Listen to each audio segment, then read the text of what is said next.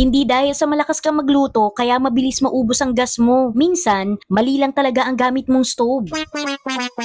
Ang dating gas stove gumagamit ng open flame, kaya ang init tumatalsik kung saan-saan. Hindi pantay, sayang ang apoy at matagal magpainit. Resulta, mas matagal ka sa kalan, mas mabilis maubos ang gas at mas pagod ka pa. Pero sa Eurohouse infrared stove, hindi apoy ang laban niya. Infrared heat wave ang gamit, galing sa German honeycomb ceramic plate. Ano naman yung epekto nito? Concentrated ang init, kaya walang tapon. May equal heat distribution, kaya luto agad kahit sabay-sabay. Mas mabilis uminit, kaya mas maiksi ang oras sa pagluluto. Less gas, more meals. Up to 50% saving sa gas. Pwedeng tumagal ang tangki mo up to 90 days. May freebies pa. 8 pieces stainless steel knife set plus 2 stove covers. Ang bongga sa freebies.